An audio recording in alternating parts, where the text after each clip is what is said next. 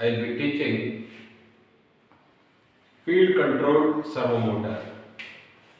To find the transfer function of a field controlled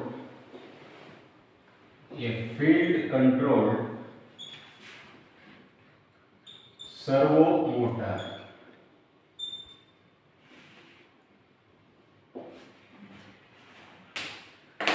The circuit diagram of field controlled servo motor is as shown here.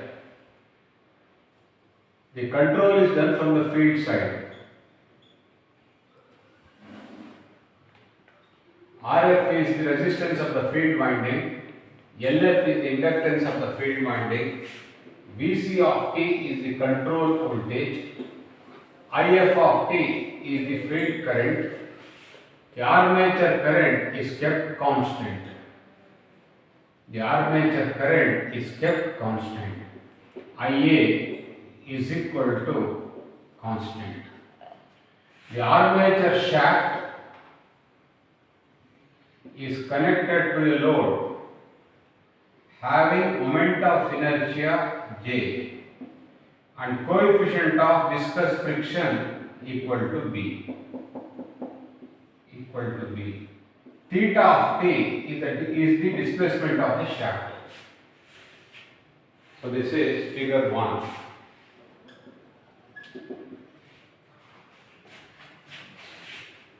The circuit diagram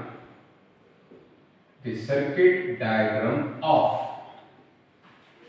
a field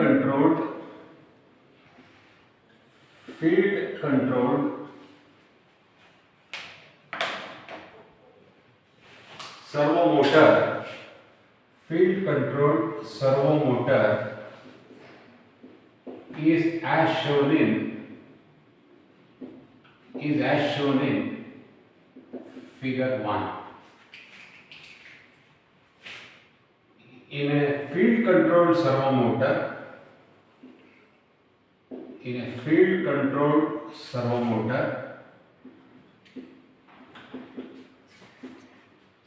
armature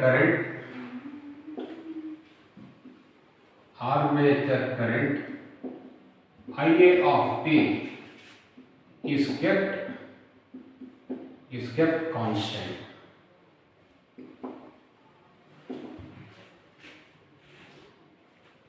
With reference to figure 1,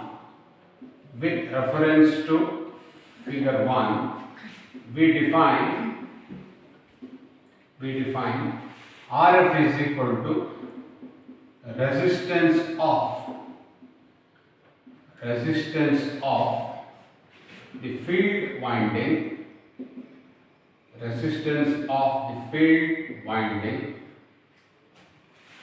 LF is equal to inductance of the field winding, If is equal to field current, Vc of t is equal to control voltage, theta of t is equal to displacement of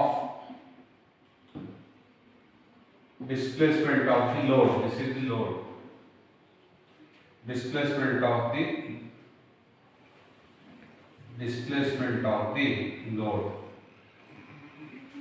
J is equal to moment of inertia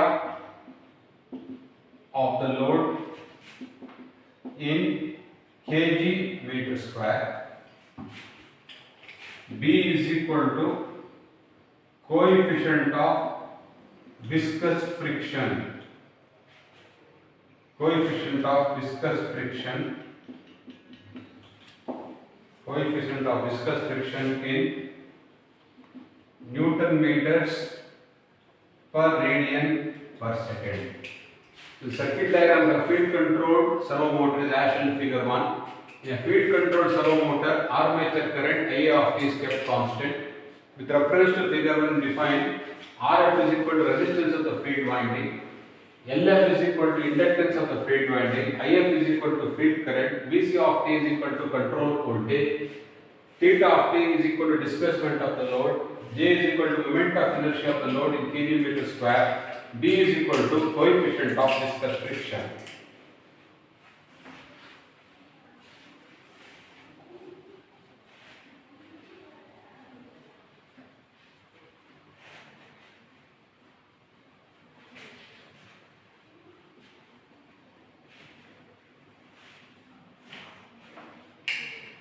Step 1. Apply KVL to the field circuit. Applying KVL to the field circuit gives VC of T is equal to RF into IF plus LF into DIF of T by dt. This is actually field winding. Field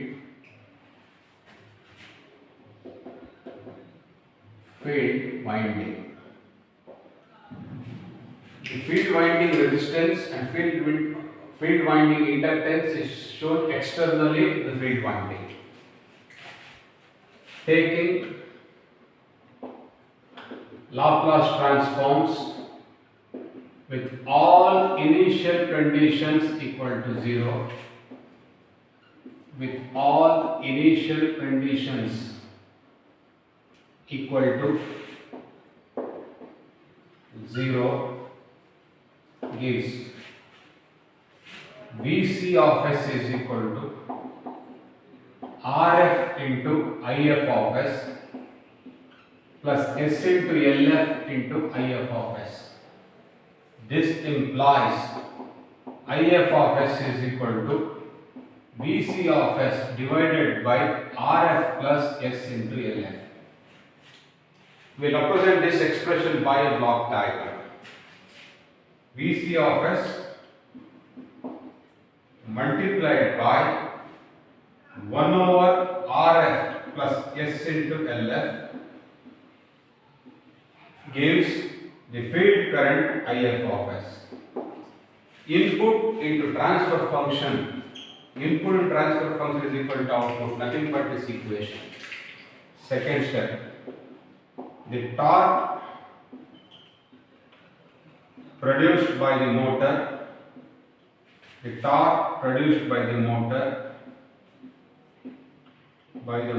is T of T is proportional to field current. This implies T of T is equal to Kf into If of T, where Kf is the constant of proportionality known as the torque constant, Kt into If of T. Unit of Kt is Newton meters per ampere. Unit of If of T is amperes. Newton meters per ampere into ampere gives you Newton meters. If you take Laplace transform, you get T of S is equal to Kt into If of S. We will represent this equation by a block diagram.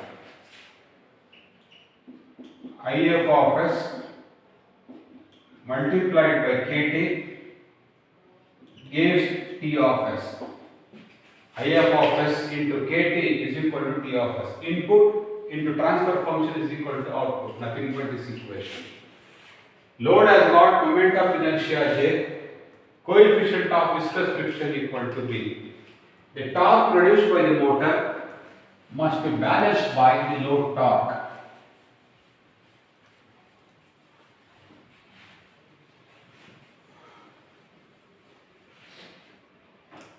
Step number 3. The torque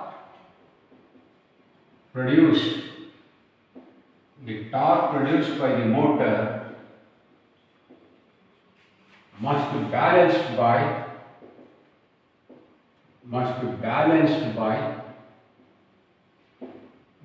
the load torque.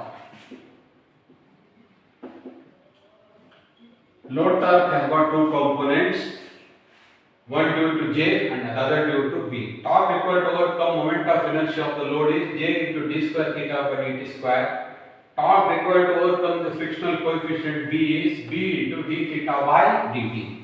So T of t is equal to J into d square theta by dt square plus B into d theta by dt. Theta means theta a function of time, it is understood. Now take Laplace transform with all initial conditions equal to 0. Taking Laplace transforms with all initial conditions equal to 0, with all initial conditions equal to 0 gives T of s is equal to J into s square into theta of s plus B into s into theta of s. This implies theta of s is equal to T of s divided by s into Js plus B. We will represent this equation by a block diagram. P of s multiplied by 1 by s into Js plus B gives theta of s. The complete block diagram is drawn by connecting these three blocks in cascade. Output of this block is input to this block. Therefore, these two blocks are connected in cascade. The output of this block is input to this block. Therefore, these two blocks are connected in cascade.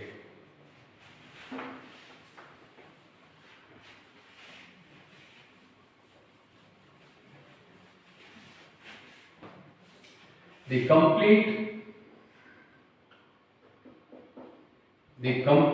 block diagram of the field control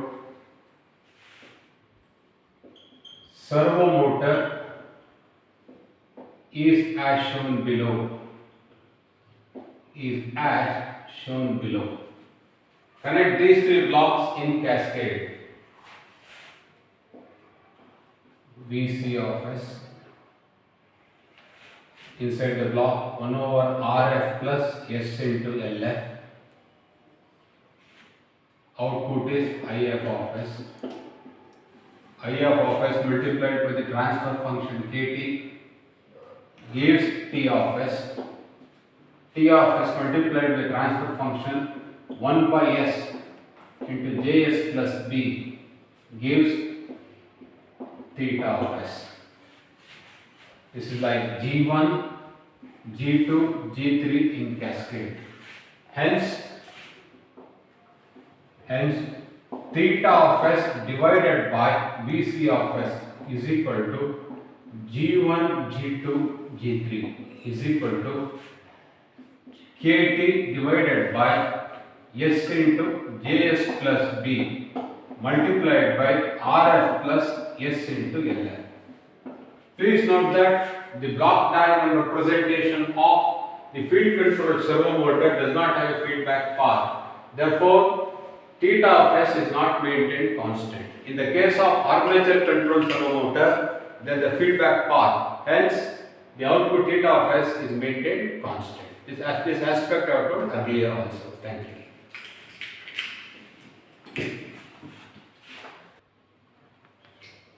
Next topic, signal flow graphs. A signal flow graph represents system equations. So I am going to say a signal flow graph, SFG, is a graphical representation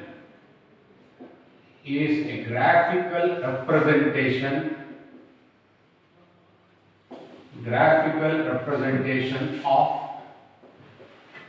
system equations.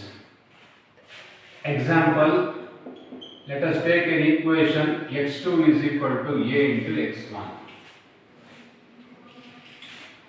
The variables x1 and x2 are represented by two nodes in this fashion.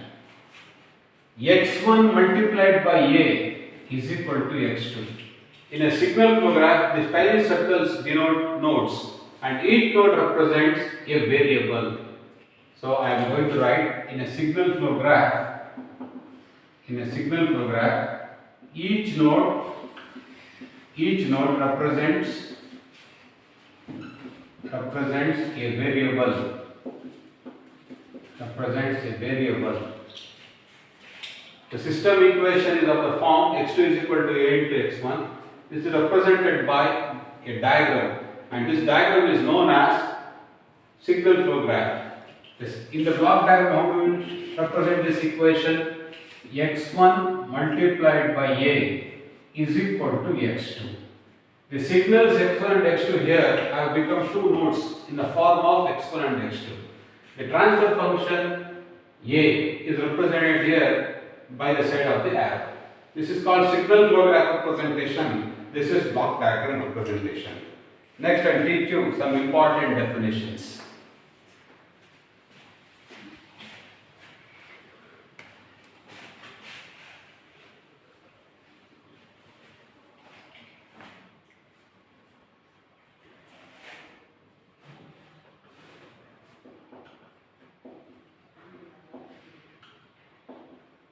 Some important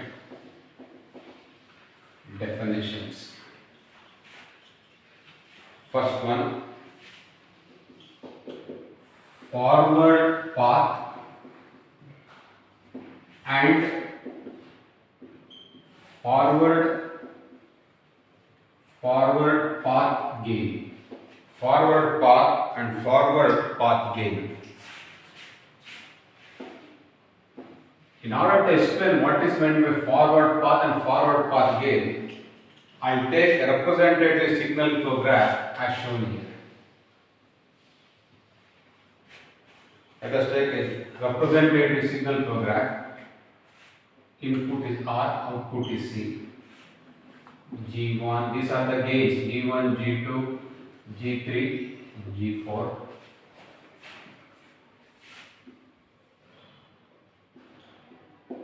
This is G5 minus H1 minus H2 minus H3. The path connecting the input node and the output node is called a forward path. While traversing from the input node to the output node, a given node must not be touched more than once. What I mean by that is, this is a forward path. You see, you are not touching any node. This forward path comprises of these nodes, and none of the nodes are touched more than once. This is the second possibility, G1, G5. There are two forward paths. This is not a forward path. Please here, G1, G2, G1, G2, G3. You have touched this node. On your way back again you are touching. Since this node is touched twice, correct, G1, G2 minus H3 into G4 is not a forward path.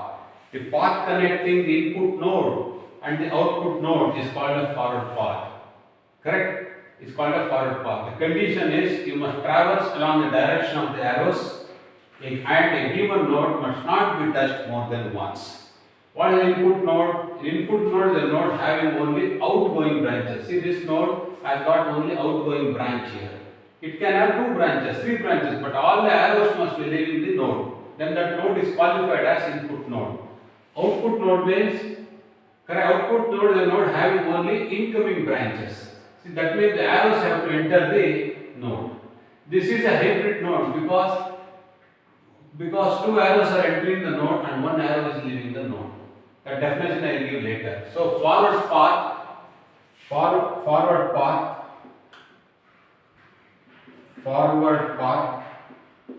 is a path connecting input and output nodes. This path must be traversed in the direction of the arrows. In the direction of the arrows, and a given node must not be touched must not be touched, must not be touched more than, must not be touched more than once, must not be touched more than once. The product of the branch gains that constitutes a forward path is called forward path gain. So G1, G2, G3, G4 is the gain of the first forward path. G1, G5 is the gain of the second forward path. The product of the branch gains, the product of the branch gains that constitute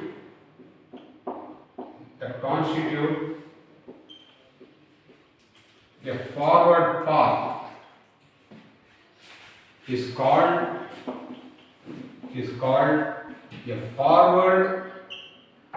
is called a forward path gain.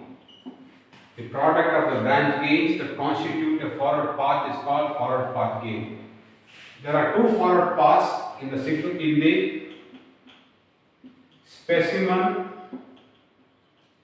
signal flow graph shown above. There are two forward paths. Having the following path gains. P1 is equal to gain of the first forward path. First forward path is equal to G1 into G2 into G3 into G4. P2 is equal to gain of the second forward path. Forward path is equal to G1 into G5. I put the path connecting the input node and the output node. The path connecting the input node and the output node is called a forward path. While traversing along the forward path, correct, a gain must not be touched more than once. Sorry, a node must not be touched more than once. And also you have to travel in the direction of the arrows. So there are two forward paths, namely G1, G2, G3, G4, the first one, and the second one is G1, G5. The product of the branch gains that constitute a forward path is called a forward path gain. So G1, G2, G3, G4 is the gain of the first forward path, which are denoted as P1. P2 is the gain of second forward path, which are denoted as G1, G5.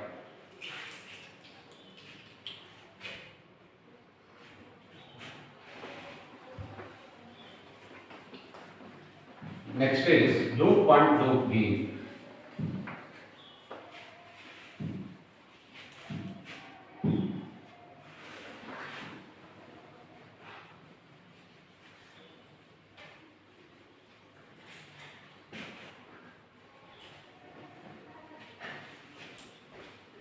Loop 1, loop gain. Second one, loop and loop gain.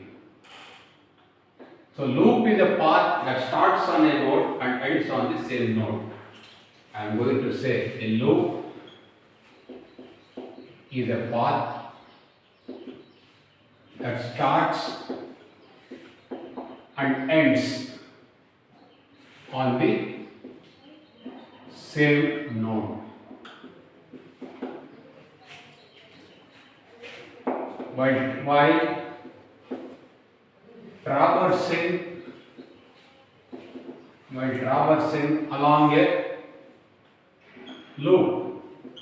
While traversing along a loop, a given node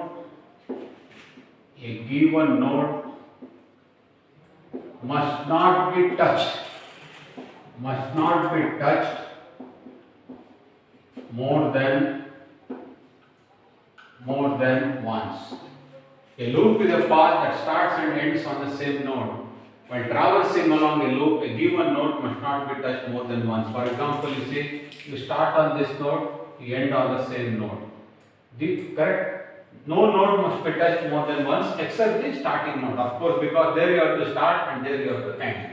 This is the second loop made of G3 and minus H2. The third loop is comprising of the gain minus H3. So what is the loop gain? The product of the branch gains that constitutes a loop is called loop gain. The product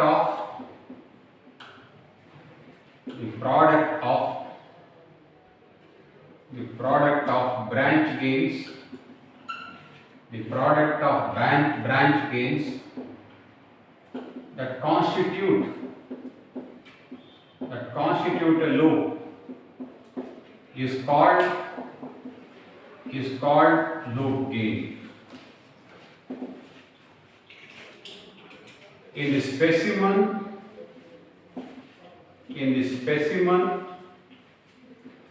signal flow graph, there are three individual loops.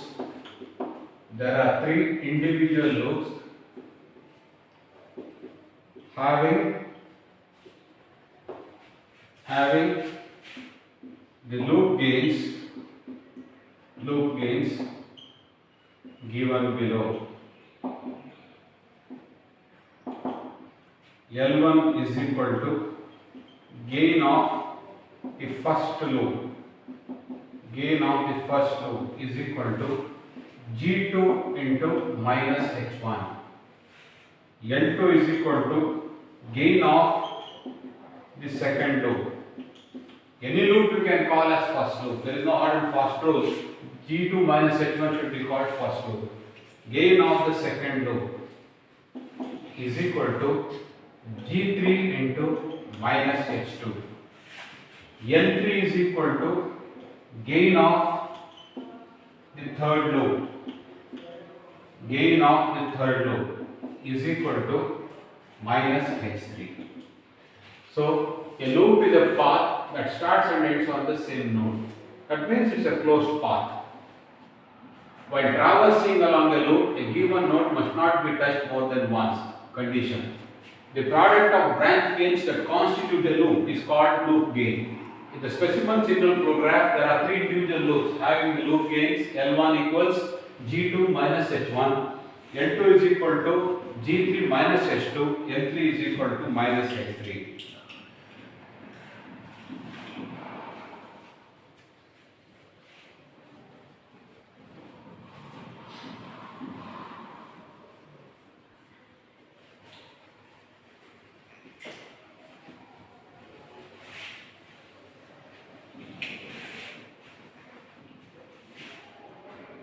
Third one, non-touching loops. Two loops are said to be non-touching if they do not possess any common nodes. See, loop number 1 made up of G2 minus H1, loop number 2 made of G3 minus H2 share this common node, therefore they are said to be touching. Whereas loop number 1 made up of G2 and minus H1 and loop number 3 made up of minus H3 do not share any common nodes, therefore they are said to be non-touching. Two loops are said to be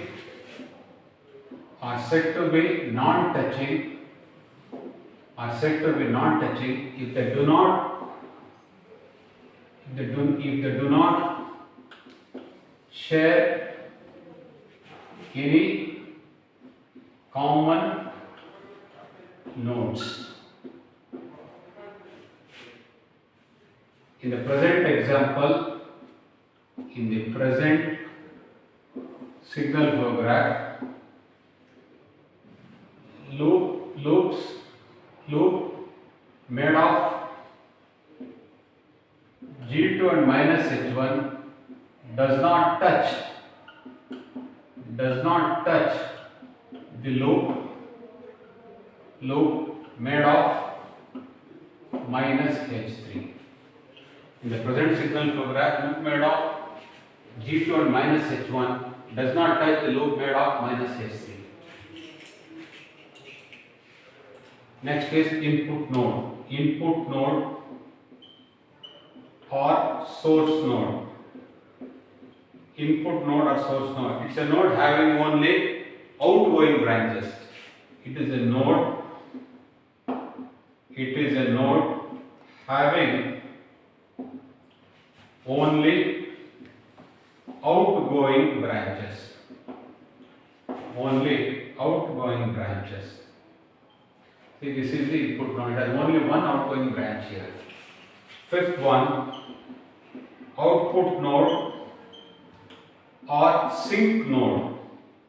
Output node or sink node. Output node or sink node.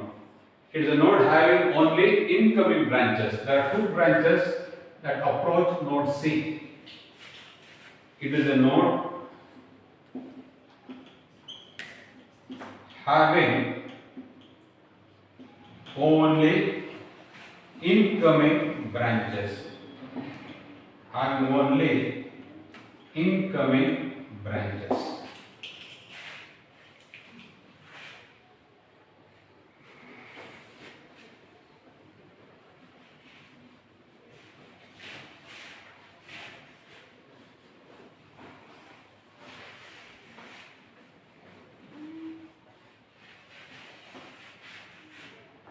Next topic, Mason's gain formula.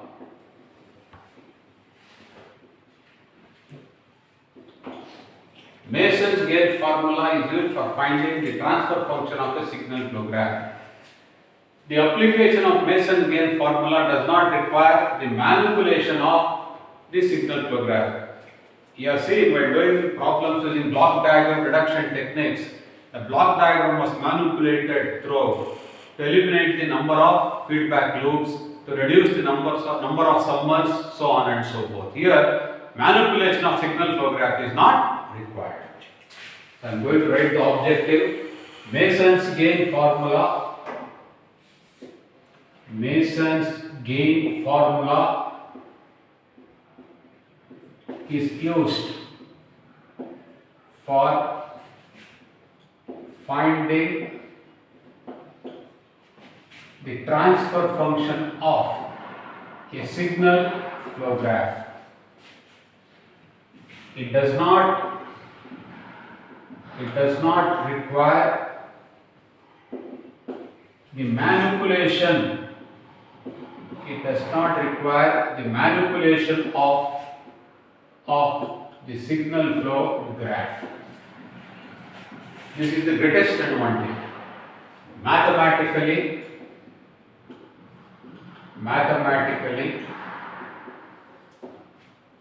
it is stated as follows.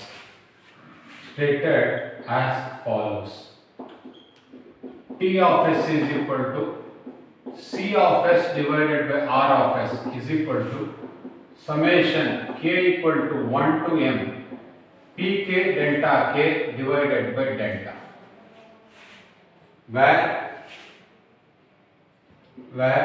m is equal to number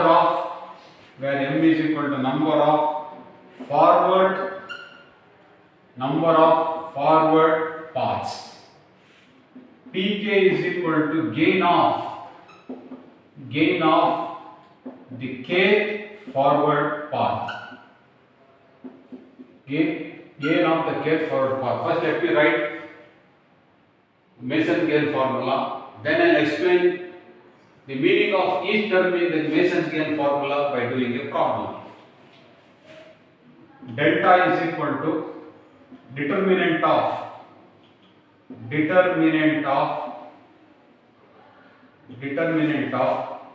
the signal flow graph is equal to 1 minus sum of all loop gains plus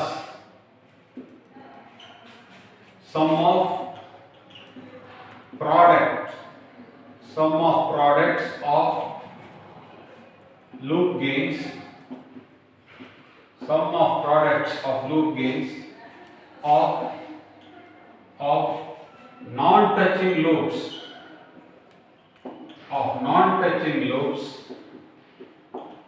taken two at a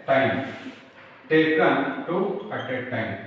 Sum of products of loop gains of non-touching loops taken two at a time minus sum of products of loop gains of non-touching loops taken three at a time. So minus and plus sign will alternate. Delta k is equal to the value of delta not touching the kth forward path. Delta k is equal to the value of delta not touching the kth forward path. In other words, delta k is a subset of delta. Delta k, it is a subset of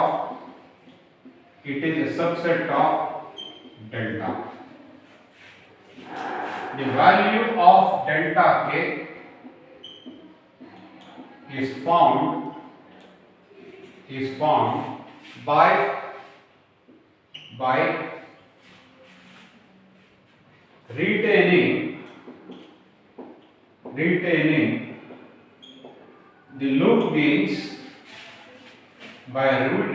the loop gains of those loops retaining the loop gains in delta of those loops that do not touch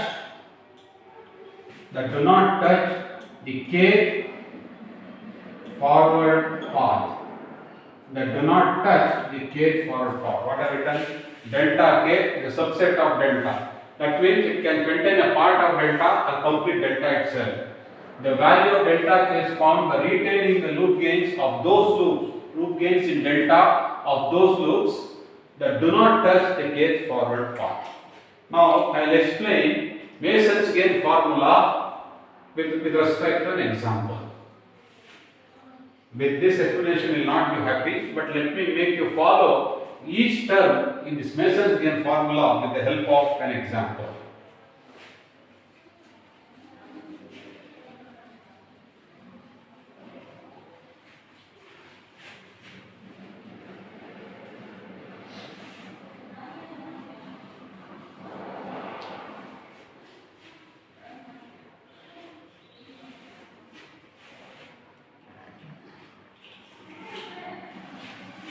Problem. Find C by R using MGF. MGF means Mason's gain formula. So I will take a simple signal flow graph. Input node is R, output node is C. G1, G2, G3, G4. This is minus H1, minus H2, this is G5, and this is minus H3. So in this signal flow graph, there are two forward paths. Forward path number 1 made up of the branches having gains G1, G2, G3, G4. You have to travel along the direction of the arrows, and no node should be touched more than once. Second forward path is made up of branches having the gains G1 and G5. This is not a forward path, again I repeat, made up of the branch gains G1, G2, G3 minus H3, because this node is touched twice while you are going from the input node to the output node. Step number 1. There are two forward paths.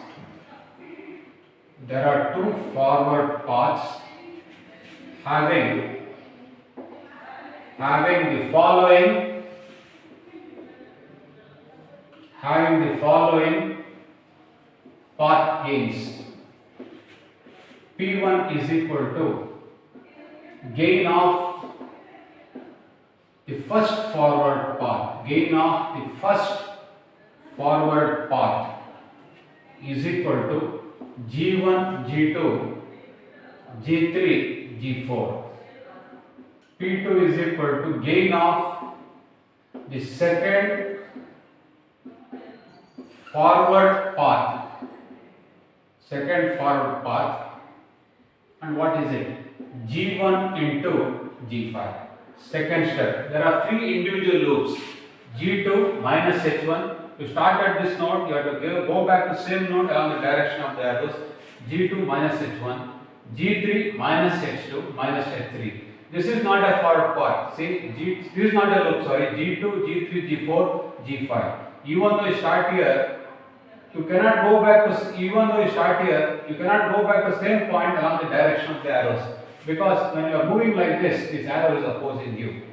Therefore, if you start at a given node, you have to reach the same node along the direction of the arrows with no node touch more than once. You may feel like this, see, G2, G3, minus H2 minus H1 is a loop. No, because this node is touched twice. See, while you are going like this, you have touched. On your way back, again you are touching. Therefore, in this example, there are only three individual loops. There are three individual loops. There are three individual loops having the loop gains. Having the loop gains given below.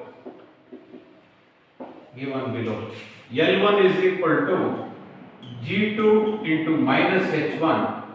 L2 is equal to G3 into minus H2, and L3 is equal to minus H3. There is one combination of non-touching loops taken two at a time. See, this is the loop made up of G2 and minus H1.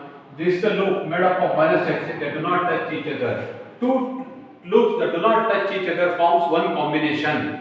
So, third step, there is one combination of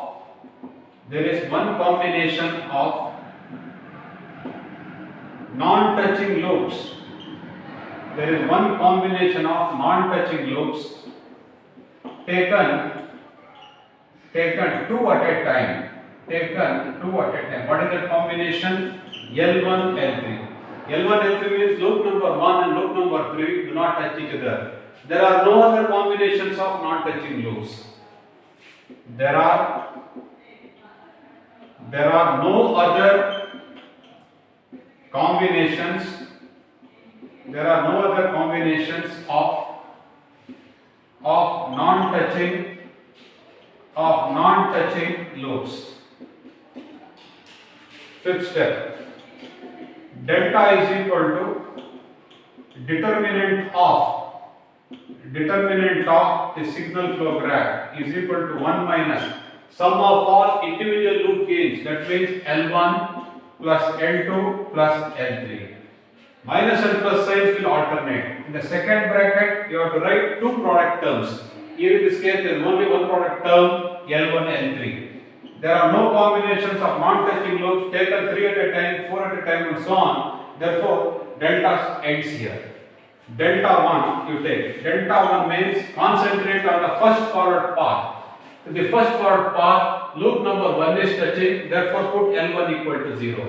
To the first forward path, loop number 2 is touching, therefore put L2 equal to 0. Also L3 is touching the first forward path, so put L3 equal to 0. So this is nothing but 1 minus why L1 is 0, to the first forward path, loop number 1 is touching. Why L2 is 0, to the second forward path, to the first forward path, loop number 2 is touching. L3 is 0 because the first forward path, loop number 3 is touching. Plus 0 into 0 is equal to 1. Now I will go to delta 2. The second forward path, suffix 2 for delta, suffix of delta is 2. Therefore, concentrate on the second forward path. Loop number 1 is touching at this node, therefore put L1 equal to 0. So the second forward path, loop number 2 is not touching, therefore retain L2. To to forward path number 2, loop number 3 is not touching, therefore retain L3 plus L1 is touching second forward path, therefore 0 into L3. So this gives you 1 minus L2 minus L3. So delta 1 and delta 2 are subsets of delta. That means they can contain a part of delta or they can contain the entire delta. Next I am going to apply Mason's gain formula. Applying Mason's gain formula, we get C divided by R is equal to P1 delta 1 plus P2 delta 2 by delta. There are two terms P1 delta 1 and P2 delta 2 because there are two forward paths. The three forward paths will have P1 delta 1 plus P2 delta 2 plus P3 delta 3. P1, what is delta 1? 1. What is delta 2? 1 minus L2 minus L3. What is delta? 1 minus L1 plus L2 plus L3 plus L1 L3. Now we shall have to substitute the values of P1, P2, L1, L2 and L3.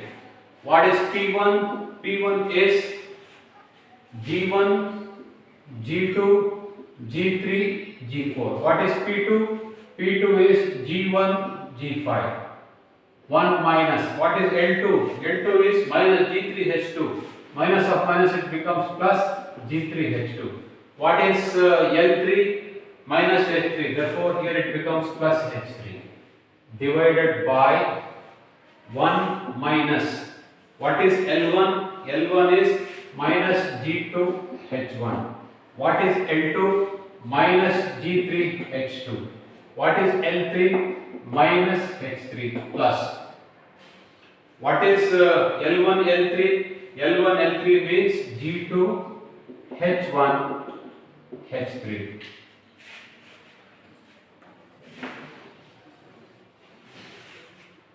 So this is nothing but G1, G2, G3, G4 plus G1, G5 into 1 plus G3H2 plus H3 divided by 1 plus G2H1 plus G3H2 plus H3 plus G2 into H1 into H3. I hope the concept is clear. In the next class we will do a few more problems so that Mason's gain formula which is well understood. Thank you.